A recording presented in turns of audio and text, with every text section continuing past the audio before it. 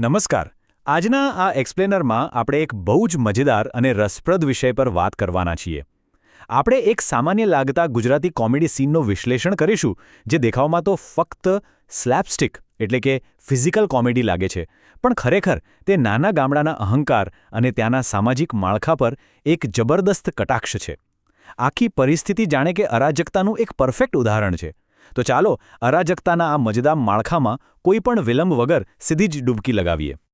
તો આજે આપણે મુખ્યત્વે શું જોવાના છીએ? અદૃશ્ય લાકડીનો ખતરો, કાકા ભત્રીજાની જોરદાર રકઝક, સભામાં થતી અરાજકતા, ગામડાનો અહંકાર અને એકદમ સસ્તામાં પત્તો હવનનો આઈડિયા. સાચું કહું તો આપણું આ એક્સપ્લેનર એ ગામવાળાઓની સભા કરતાં ઘણું વધારે ઓર્ગેનાઇઝ અને વ્યવસ્થિત છે. ચાલો શરૂ કરીએ. વિભાગ 1. અદૃશ્ય સ્લેપસ્ટિક ખતરો. એટલે કે જ્યારે કોઈ અલૌકિક ઘટના લોકોના પરસ્પરના ઝઘડાઓ પાછળ દબાઈ જાય છે. વિચારો કે એક આખા ગામમાં કોઈ રહસ્યમય અદૃશ્ય લાકડી લોકોને હવામાં ઉડીને ફટકારી રહી છે. સામાન્ય રીતે શું થાય? ડરનો માહોલ હોવો જોઈએ, ભાગદોડ મચી જાય, ખરું ને? પણ આ ઇનવિઝિબલ સ્ટિક થ્રેટ નામનો એક બહુ જ જાણીતો કોમેડી ટ્રોપ છે. આમાં થાય છે એવું કે જ્યારે કોઈ અદૃશ્ય શક્તિ પાત્રો પર હુમલો કરે ત્યારે ખરેખર તો એ પાત્રોનો અસલી ડરપોક અને સ્વાર્થી ચહેરો બહાર લાવવાનું કામ કરે છે. મજાની વાત તો એ છે કે અહીં લોકો માર ખાવાને બહુ જલ્દી ભૂલી જાય છે અને પોતાની જૂની દુશ્મનાવટ પર ધ્યાન કેન્દ્રિત કરવા લાગે છે. લાકડી તો બસ એક બહાનું બની જાય છે. આ પાત્રોની અસલી માનસિકતા સમજવા માટે આ એક ડાયલોગ જ પૂરતો છે. ભત્રીજો કહે છે કે ચાલો ઘર છોડીને ભાગી જઈએ, પણ કાચીનું શું થશે? તો કાકાનો જવાબ સાંભળો. કાકા તરત જ કહે છે, માર ખાચીને. એક તો એકી લાકડીએ માથું ફોડી નાખ્યું હોય તો સારું હતું. મતલબ વિચાર તો કરો, સ્વબચાવની લાયમાં આ લોકો પોતાના જ પરિવારના સભ્યોને બલીનો બકરો બનાવવામાં સેકન્ડ પણ નથી લગાવતા. હવે આવીએ વિભાગ 2 પર. કાકા અને ભત્રીજાની મજેદાર રકઝક અને બંનેની સમાન કાયરતા. આખા સીનમાં જો કોઈ વસ્તુ સૌથી વધુ ધ્યાન ખેંચે છે તો તે આ બે વચ્ચેનો સતત ચાલતો સંવાદ છે.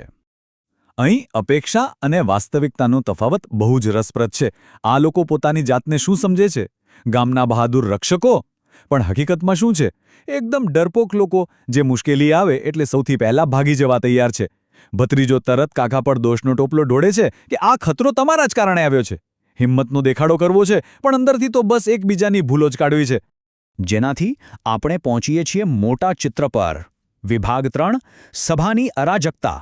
સાવ સીધી ભાષણમાં કહીએ તો માર ખાવાની વચ્ચે અમલદારશાહી. જ્યારે ગામ પર એક અદૃશ્ય લાકડીનો કહેર વરસી રહ્યો હોય ત્યારે આ લોકો શું કરે છે? તેઓ તરખુણિયાવાળા ખેતરમાં એક ઔપચારિક સભા બોલાવવાનું નક્કી કરે છે. આ આઈડિયા જ પોતાનામાં બહુ ફની છે. આખો ક્રમ જુઓ, કમાલનો છે. સ્ટેપ 1. અદૃશ્ય લાકડીથી માર ખાવો. સ્ટેપ 2. બચવાને બદલે ખેતરમાં ઇમરજન્સી સભા બોલાવવી. સ્ટેપ 3. સભામાં ભેગા થઈને પેલા અલૌકિક ખતરાને તો સાવ ભૂલી જ જવો. અને સ્ટેપ 4. અગાઉની મીટિંગ કોણે બગાડી હતી તેના પર જોરદાર ઝઘડવું. ખરેખર કોઈ પણ સમુદાય મુશ્કેલીનો સામનો કેવી રીતે કરે અને આ ગામ કેવી રીતે કરે છે તેનું એક પરફેક્ટ ઉદાહરણ છે. આ પરિસ્થિતિ પ્રાદેશિક સંસ્કૃતિનો બહુ જબરદસ્ત ટચ આપે છે.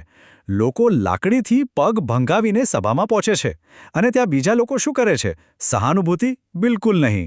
તેઓ એમ કહીને મજાક ઉડાવે છે કે પૂરતી ઝડપે દોડી કેમ ન શક્યા. શારીરિક ઈજા પર કોઈ દયા જ નથી, બસ સીધું અપમાન. આ આકરો અને સીધો સ્વભાવ જ આ કોમેડીને એક નવા લેવલ પર લઈ જાય છે. હવે આ દોષારોપણની આ અરાજકતા તો જુઓ. ભત્રીજો કહે છે કે કાકા બહુ બોલે છે એટલે લાકડી આવે છે. મફુજી ભૂમતા કાકા પર આરોપ લગાવે છે કે તેમની નકામી મીટિંગોને કારણે જ બધાના હાડકાં તૂટ્યા છે. અને આખું ગામ કાકા ભત્રીજા પર આરોપ લગાવે છે કે આ લોકો પથ્થર મારે છે, ગાળો બોલે છે અને બીજાની પાછળ સંતાય છે. ખેતરમાં ચાલી રહેલી આ બ્લેમ ગેમ અને બદલાતી પાર્ટીઓ ખરેખર જોવા જેવી છે. અને આ બધું શા માટે થઈ રહ્યું છે તે આપણે વિભાગ 4માં જોઈએ. અહંકાર અને ગ્રામીણ પદાનુક્રમ. ગામના આગેવાન બનવાની આકરી હોડ. હવે જે લોકો આ ગ્રામીણ માળખાથી અજાણ છે તેમના માટે આગેવાન શબ્દ સમજવો બહુ જ જરૂરી છે. આગેવાન એટલે ગામના મુખ્ય નેતા અથવા વડીલ. આ કોઈ સામાન્ય પદ નથી. ગુજરાતી ગામડાઓમાં આ સામાજિક દરજ્જો, ગર્વ અને સત્તાનું પ્રતીક છે. આ પાત્રો પોતાના અહંકાર માટે આટલા બધા પોઝેસિવ કેમ છે? કારણ કે તેમને બસ આ આગેવાનનું પદ જોઈએ છે. એક નારાજ ગ્રામવાસીનો આ ડાયલોગ જુઓ. તમે આગેવાનપણાની વાત કરો છો? તમે તો પેલી જીવતી ડોશીના ખાડામાં બેહી રહેતા આખો દાણી. આ સાંસ્કૃતિક અને અપમાનજનક ટોણો સાંભળીને જ ખ્યાલ આવી જાય છે કે સામાજિક દરજ્જો ગુમાવવાનો ડર પેલા અદૃશ્ય લાકડીના ડર કરતાં પણ મોટો છે. ભલે જીવ જાય તો જાય, પણ ગામમાં વટ તો રહેવો જ જુગે ને. છેલ્લે વિભાગ 5 પર આવીએ. સસ્તો હવન ઉકેલ એટલે કે એકદમ ટાઈટ બજેટમાં અલૌકિક શક્તિનો ઇલાજ કાઢવો. ગામ લોકો આખરે એક ઉપાય તો શોધે છે, પણ તેમની કંજુસાઈ તરત જ તેનો સત્યાનાશ વાળી દે છે. અહીં એક સવાલ થાય છે, આવું ઝઘડાળું ગામ એક પણ રૂપિયો ખર્ચ્યા વગર આવા મોટા અદૃશ્ય ખતરાથી કેવી રીતે બચી શકે? આ જ પ્રશ્ન આપણને આ સીનના સૌથી રમૂજી ક્લાઇમેક્સ તરફ લઈ જાય છે. તેઓ ધાર્મિક વિધિનો સહારો લે છે. આનો ઉકેલ છે હવન. 33 કરોડ દેવતાઓને આહવાન આપવા માટે હવન કરવાનું નક્કી થાય છે, જેથી ખબર પડે કે આ લાકડી કોણ મારે છે. પણ વાત જ્યારે ગુજરાતી ગામડાની હોય ત્યારે આટલી પવિત્ર વિધિ પણ તરત જ નાના નાના ખર્ચાઓ પરની હાસ્યાસ્પદ દલીલોમાં ફેરવાઈ જાય છે. આ ચાર્ટ જો ખરેખર બહુ ફની છે. સભાનો ફક્ત 10% સમય જ હવનના ખરા આયોજનમાં જાય છે. 40% સમય એ ચર્ચામાં બગડે છે કે હવન માટે 250 ગ્રામ ઘી કોણ લાવશે, અને બાકીનો 50% સમય લોકો મફતમાં છાશ પીવા મળશે કે નહીં અને જમણવાર કોણ કરાવશે તેની માંગણી કરવામાં વેડફે છે. જીવ બચાવવા કરતાં મફતનું જમવામાં બધાને વધારે રસ છે. અહીં કંજુસાઈની હદ તો જુઓ. કોઈ એક પ્રસ્તાવ મૂકે છે કે 25 દિવસ માટે ગામની બહાર વેકેશન પર જઈએ, પણ પૈસા કોણ આપશે એટલે આઈડિયા તરત જ કેન્સલ. કાકા અને ભત્રીજો ઘી લાવવાની સાફ ના પાડી દે છે અને કહે છે કે અમે તો ખાલી સસ્તી છાશ આપીશું. અરે, હવનમાં પૈસા બચાવવા માટે કોઈ હાડકાં ના ફેંકે તેવી ખાસ ચેતવણી પણ અપાય છે. આખી સભા જાણે કે મફતિયા જમણવારના આક્ષેપોનો અખાડો બની જાય છે. તો આ બધા પરથી શું સમજાય છે? પેલી અદૃશ્ય લાકડી તો માત્ર એક બહાનું છે. સાચી કોમેડી તો એ છે કે આ ગ્રામજનો પોતાનો જીવ બચાવવા માટે પણ પોતાનો અહંકાર અને પોતાનું પાકીટ બાજુ પર મૂકી શકતા નથી. સ્લેપસ્ટિક હાસ્ય પાછળ છુપાયેલો આ એક અદ્ભુત સામાજિક કટાક્ષ છે જે માનવ સ્વભાવની નબળાઈઓ છતી કરે છે.